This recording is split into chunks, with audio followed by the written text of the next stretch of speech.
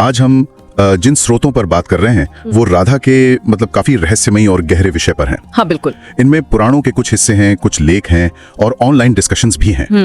कोशिश ये रहेगी कि इनसे राधा का जो कॉन्सेप्ट है, उनका महत्व और अलग अलग हिंदू परंपराओं में उनका क्या रोल है, उसे समझें। सही कहा। और एक बड़ा सवाल जो अक्सर उठता है और इन स्रोतों में भी दिखता है वो ये कि भाई महाभारत और श्रीमद् भागवत जैसे इतने बड़े ग्रंथों में राधा का नाम साफ साफ क्यों नहीं मिलता। हाँ, ये बात तो है, जबकि दूसरी जगहों पर वो इतनी सेंट्रल है। बिल्कुल। तो इस पर भी बात करेंगे आज। तो चलिए शुरू करते हैं। राधा हैं कौन?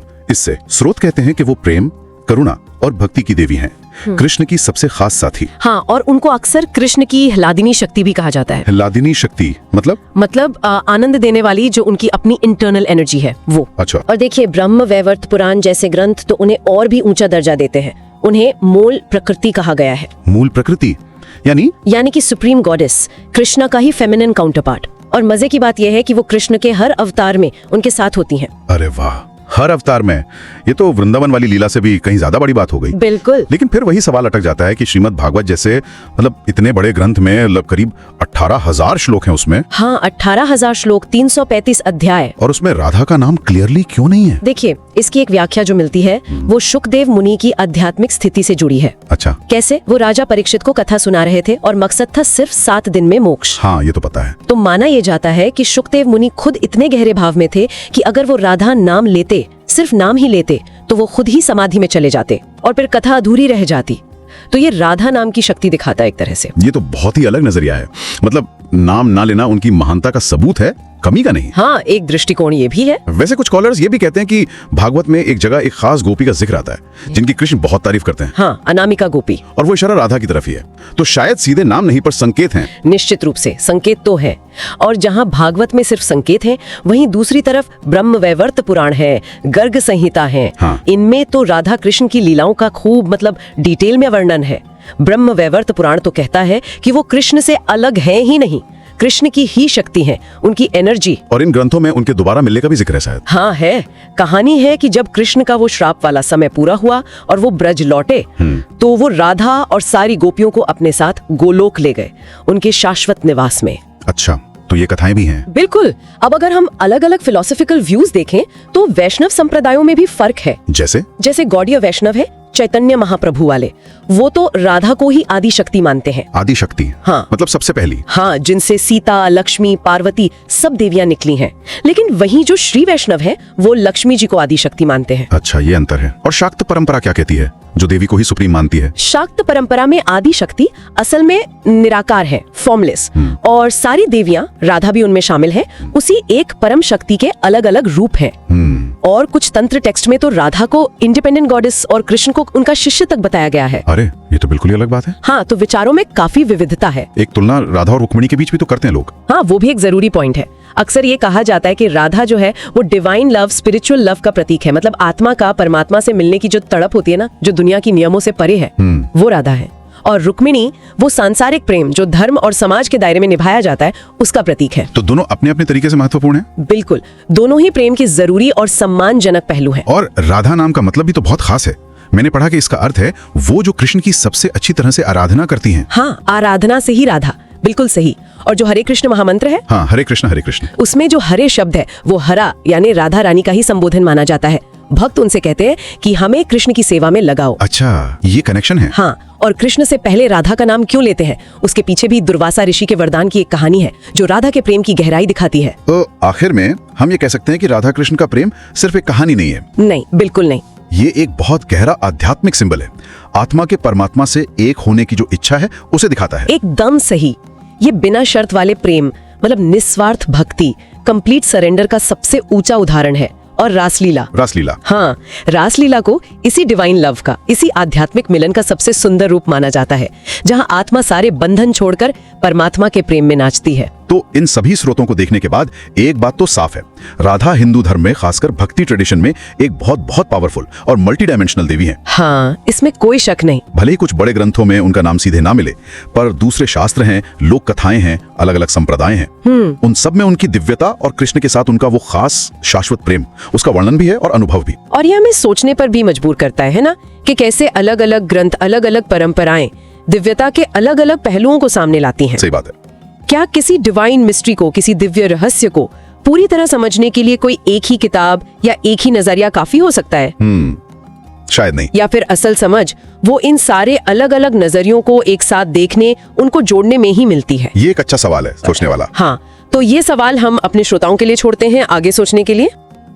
ਸਵਾਗਤ ਹੈ ਜੀ ਸਾਰਿਆਂ ਦਾ। ਅੱਜ ਆਪਾਂ ਇੱਕ ਬਹੁਤ ਹੀ ਕਹਿ ਲੋ ਦਿਲਚਸਪ ਜੇ ਵਿਸ਼ੇ ਤੇ ਗੱਲ ਕਰਨ ਲੱਗੇ ਹਾਂ। ਹਾਂਜੀ। ਹਿੰਦੂ ਧਰਮ ਵਿੱਚ ਨਾ ਰਾਧਾ ਜੀ ਦੀ ਜੋ ਮੌਜੂਦਗੀ ਹੈ ਸ਼ਾਸਤਰਾਂ ਵਿੱਚ, ਉਹਦੇ ਬਾਰੇ। ਬਿਲਕੁਲ। ਕਈ ਪਰੰਪਰਾਵਾਂ ਵਿੱਚ ਤਾਂ ਰਾਧਾ ਨੂੰ ਬਹੁਤ ਉੱਚਾ ਦਰਜਾ ਦਿੱਤਾ ਗਿਆ ਹੈ, ਕ੍ਰਿਸ਼ਨ ਦੇ ਨਾਲ ਭਗਤੀ ਦਾ ਸਿਖਰ ਮੰਨਿਆ ਜਾਂਦਾ। ਹਾਂਜੀ, ਬਿਲਕੁਲ। ਪਰ ਅਜੀਬ ਗੱਲ ਇਹ ਹੈ ਕਿ ਜਿਹੜੇ ਮੁੱਖ ਗ੍ਰੰਥ ਨੇ, ਜਿਵੇਂ ਮਹਾਭਾਰਤ ਹੋ ਗਿਆ ਜਾਂ ਸ਼੍ਰੀਮਦ ਭਾਗਵਤਮ ਵੀ, ਉੱਥੇ ਉਹਨਾਂ ਦਾ ਨਾਮ ਸਾਫ਼-ਸਾਫ਼ ਨਹੀਂ ਮਿਲਦਾ। ਹਾਂ, ਇਹੀ ਤਾਂ ਸਾਰਾ ਰਹੱਸ ਜਿਹਾ ਬਣ ਜਾਂਦਾ ਹੈ। ਤੇ ਅੱਜ ਆਪਾਂ ਕੋਸ਼ਿਸ਼ ਕਰਨੀ ਹੈ, ਦੇਖੋ ਆਪਣੇ ਕੋਲੇ ਵੱਖ-ਵੱਖ ਪੁਰਾਣਾਂ ਦੇ ਹਵਾਲੇ ਨੇ, ਕੁਝ ਲੇਖ ਨੇ, ਧਾਰਮਿਕ ਵਿਚਾਰ ਨੇ। ਹਾਂਜੀ। ਤਾਂ ਸਮਝਣਾ ਹੈ ਕਿ ਇਹ ਗੈਰ ਹਾਜ਼ਰੀ ਜਿਹੀ ਕਿਉਂ ਹੈ ਤੇ ਬਾਕੀ ਗ੍ਰੰਥ ਕੀ ਕਹਿੰਦੇ ਨੇ ਇਸ ਬਾਰੇ। ਚਲੋ ਫਿਰ ਸ਼ੁਰੂ ਕਰਦੇ ਹਾਂ। ਸਭ ਤੋਂ ਪਹਿਲਾ ਸਵਾਲ ਤਾਂ ਇਹ ਹੈ ਕਿ ਸ਼੍ਰੀਮਦ ਭਾਗਵਤਮ ਇੰਨਾ ਵੱਡਾ ਗ੍ਰੰਥ, 18000 ਸ਼ਲੋਕ, ਕ੍ਰਿਸ਼ਨ ਲੀਲਾ ਨਾਲ ਭਰਿਆ ਪਿਆ। ਹਾਂ, ਕ੍ਰਿਸ਼ਨ ਭਗਤੀ ਦਾ ਮਹਾਕਾਵ। ਹਾਂ, ਤੇ ਉੱਥੇ ਰਾਧਾ ਦਾ ਨਾਮ ਸਿੱਧਾ ਕਿਉਂ ਨਹੀਂ?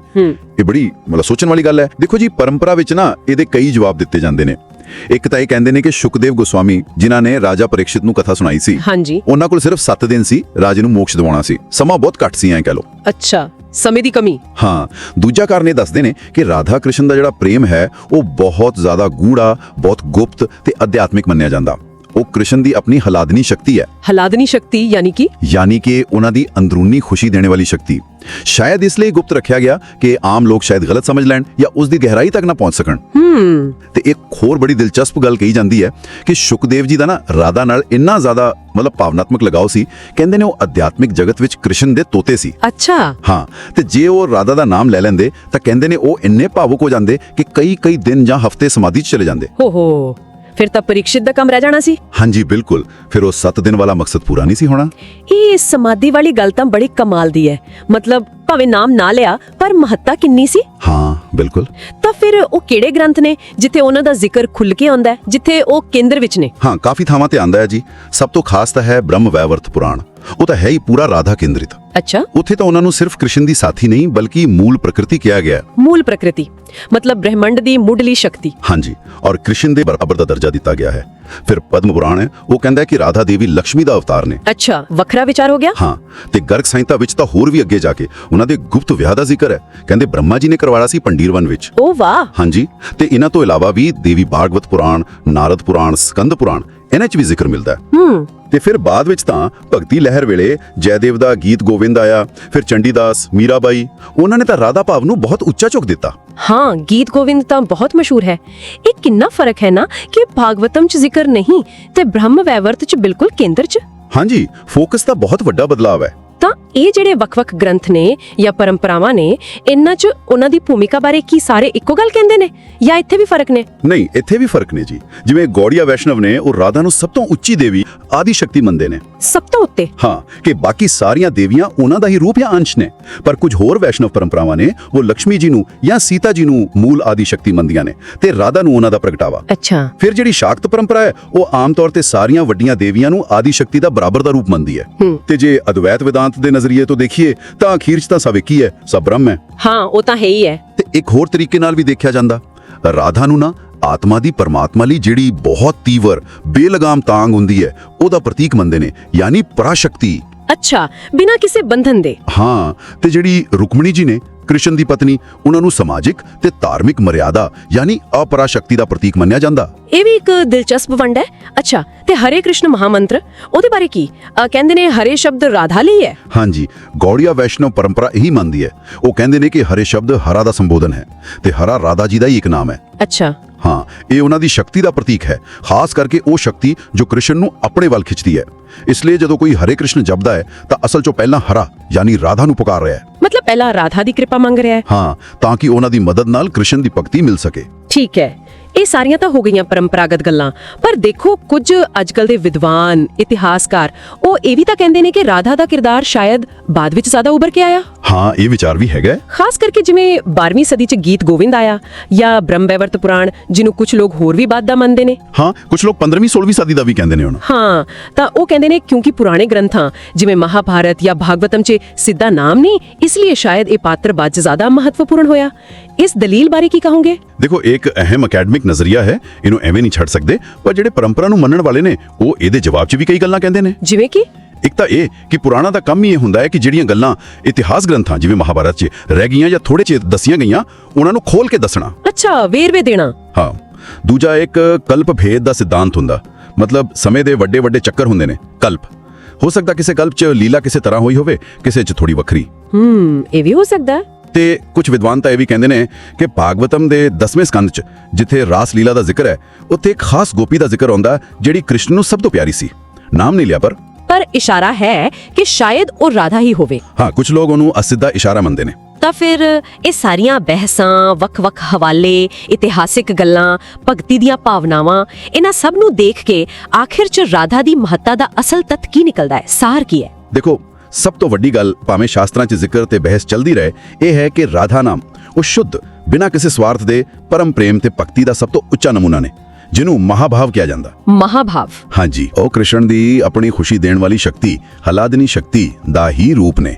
ਤੇ ਜ਼ਿਆਦਾਤਰ ਭਗਤੀ ਪਰੰਪਰਾਵਾਂ ਇਹੀ ਮੰਨਦੀਆਂ ਨੇ ਕਿ ਉਹਨਾਂ ਦੀ ਕਿਰਪਾ ਤੋਂ ਬਿਨਾਂ ਕ੍ਰਿਸ਼ਨ ਤੱਕ ਪਹੁੰਚਣਾ ਜਾਂ ਕ੍ਰਿਸ਼ਨ ਦੇ ਪ੍ਰੇਮ ਨੂੰ ਸਹੀ ਮਾਣਿਆ ਸਮਝਣਾ ਉਹ ਸੰਭਵ ਨਹੀਂ ਹੈ। ਇਸੇ ਲਈ ਸ਼ਾਇਦ ਨਾਮ ਪਹਿਲਾਂ ਲੈਂਦੇ ਨੇ, ਰਾਧੇ ਕ੍ਰਿਸ਼ਨ। ਹਾਂਜੀ, ਬਿਲਕੁਲ ਇਸੇ ਲਈ ਰਾਧੇ ਕ੍ਰਿਸ਼ਨ, ਰਾਧੇ ਸ਼ਿਆਮ, ਪਹਿਲਾਂ ਰਾਧਾ ਦਾ ਨਾਮ। ਤਾਂ ਇਹ ਤਾਂ ਸਾਫ਼ ਹੈ ਕਿ ਰਾਧਾ ਦਾ ਵਿਸ਼ਾ ਬਹੁਤ ਡੂੰਘਾ ਹੈ, ਬਹੁਤ ਪਰਤਾਂ ਵਾਲਾ।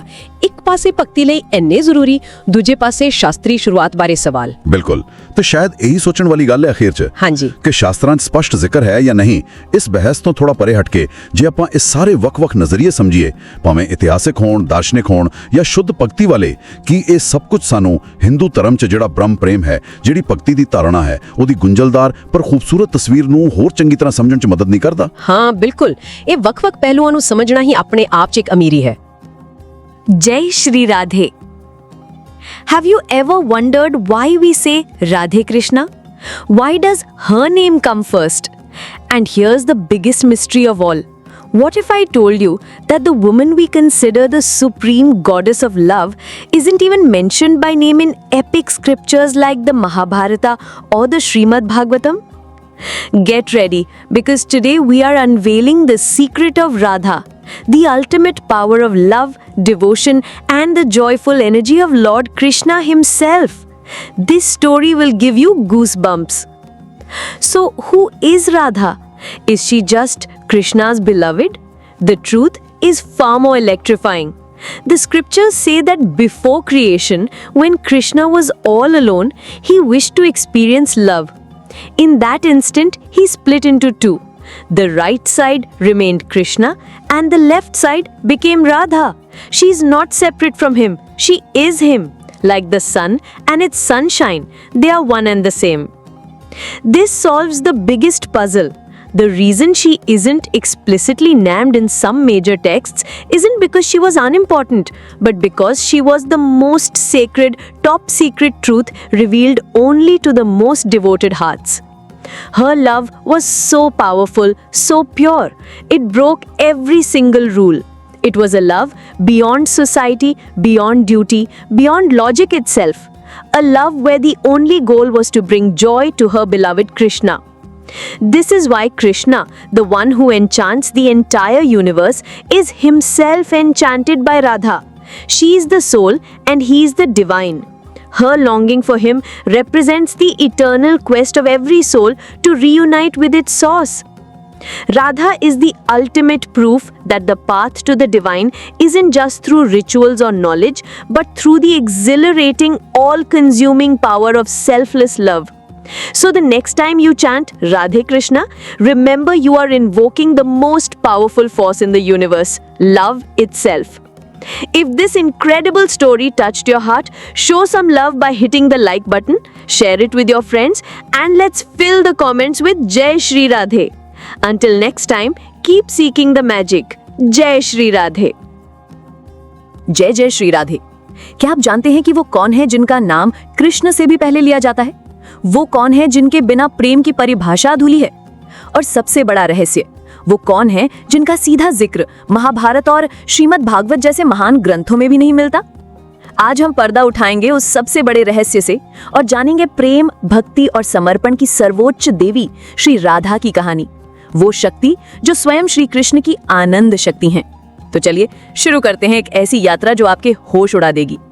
क्या आप जानते हैं कि राधा, जिन्हें हम कृष्ण की प्रेमिका के रूप में जानते हैं, असल में उनसे उम्र में बड़ी थी? और कुछ कथाओं के अनुसार वो कृष्ण की मामी लगती थी। ये बातें आपको चौंका सकती हैं, लेकिन यही तो रहस्य है राधा तत्व का। ब्रह्मवैवर्त पुराण के अनुसार जब सृष्टि में परब्रह्म श्री कृष्ण अकेले थे, तब उन्हें प्रेम की इच्छा हुई और उसी इच्छा से वो 2 रूपों में बट गए। दाहिना भाग कृष्ण बना और बायां भाग श्री राधा। जी हाँ, वो कोई और नहीं बल्कि कृष्ण का ही अभिन्न अंग है, दूध और उसकी सफेदी की तरह, जिन्हें अलग नहीं किया जा सकता। लेकिन सबसे बड़ा सवाल, अगर राधा इतनी महत्वपूर्ण थी, तो महाभारत और भागवत पुराण में उनका नाम क्यों नहीं है? वैष्णव आचार्य कहते हैं कि ये उनकी अनुपस्थिति नहीं, बल्कि उनका परम गोपनीय स्वरूप है। राधा का तत्व इतना पवित्र और रहस्यमयी है कि उसे खुलेआम बताया ही नहीं गया। ये वो गुप्त खजाना है जो सिर्फ सच्चे भक्तों पर ही खुलता है। श्रीमद् भागवत के एक श्लोक में गोपी का जिक्र है, जिसके बारे में कहा गया है कि निश्चित रूप से इस गोपी ने भगवान की सर्वश्रेष्ठ आराधना की है। गौड़ीय वैष्णव मानते हैं कि ये गुप्त इशारा श्री राधा की ओर ही था। उनका प्रेम परकीय भाव का सर्वोच्च उदाहरण है, मतलब ऐसा प्रेम जो किसी सामाजिक बंधन को नहीं मानता। राधा ने कृष्ण के लिए अपना सब कुछ, लोक लाज, परिवार, मान सम्मान, सब कुछ दांव पर लगा दिया। ये प्रेम की वो पराकाष्ठा है जहां प्रेमी अपने प्रिय के सुख के लिए अपना अस्तित्व तक भूल जाता है। इसीलिए तो कृष्ण, जो पूरे ब्रह्मांड को मोहित करते हैं, वो स्वयं राधा से मोहित हो जाते हैं। राधा सिर्फ एक प्रेमिका नहीं, वो आत्मा का प्रतीक है और कृष्ण परमात्मा के। राधा की तड़प, उनका इंतजार, ईश्वर से मिलने के लिए हर आत्मा की शाश्वत खोज है। राधा का प्रेम सिखाता है कि ईश्वर को पाने का रास्ता सिर्फ ज्ञान या कर्म से नहीं, बल्कि निस्वार्थ प्रेम और पूर्ण समर्पण से होकर गुजरता है। यही प्रेम की सर्वोच्च शक्ति है। तो अगली बार जब आप राधे कृष्ण कहें, तो याद रखिएगा कि आप सिर्फ 2 नाम नहीं ले रहे, बल्कि उस दिव्य ऊर्जा को नमन कर रहे हैं जिससे ये पूरी सृष्टि चलती है। अगर आपको ये रहस्यमयी कहानी पसंद आई तो वीडियो को लाइक करें, अपने दोस्तों के साथ शेयर करें और कमेंट्स में जोर से लिखें जय श्री राधे। मिलते हैं अगली बार एक और भी गहरे रहस्य के साथ। जय जय श्री राधे।